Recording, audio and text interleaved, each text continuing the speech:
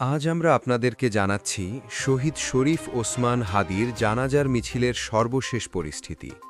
জাতীয় সংসদ সংলগ্ন মানিক মিয়া অ্যাভিনিউতে সকাল থেকেই জড়ো হচ্ছেন মানুষ, বিভিন্ন শ্রেণী পেশার ছাত্র জনতা, নাগরিক ও রাজনৈতিক নেতারা। একটি সময় লক্ষ্য করা যায় অ্যাভিনিউর অনেকাংশ মানুষে ভরে গেছে।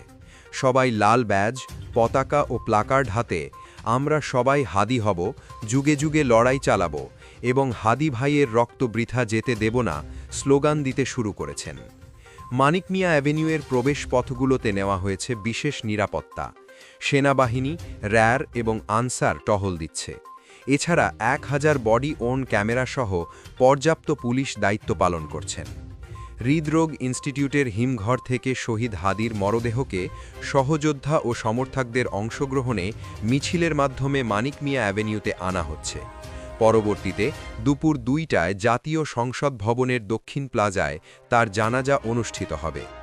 ইনকিলাব মঞ্চের ফেসবুক পেজে পরিবার ও সমর্থকদের অনুরোধে শহীদ হাদিকে কবি নজরুলের পাশে সমাহিত করার সিদ্ধান্ত নেওয়া হয়েছে। গত 12 ডিসেম্বর চলন্ত মোটরসাইকেল থেকে হাদিকে গুলি করা হয়েছিল। গুরুতর অবস্থায় প্রথমে ঢাকার মেডিকেল কলেজ হাসপাতালে নেওয়া হয়, তারপর এভারকেয়ার হাসপাতালে ভর্তি এবং পরে উন্নত চিকিৎসার জন্য সিঙ্গাপুর জেনারেল হাসপাতালে নেওয়া হয়। 18 ডিসেম্বর রাতে চিকিৎসাধীন অবস্থায় শহীদ হাদি শেষ নিঃশ্বাস ত্যাগ করেন।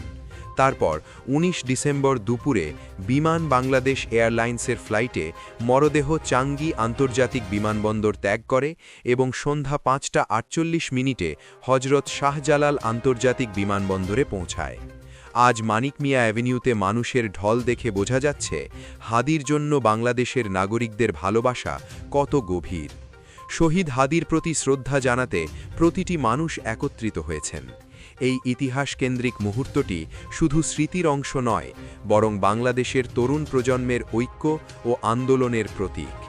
ভিডিওটি দেখার পর লাইক দিন, আপনার মতামত জানান এবং সাবস্ক্রাইব করুন, যাতে আমরা আপনাকে সর্বশেষ খবর ও বিশ্লেষণ নিয়ে আসতে পারি।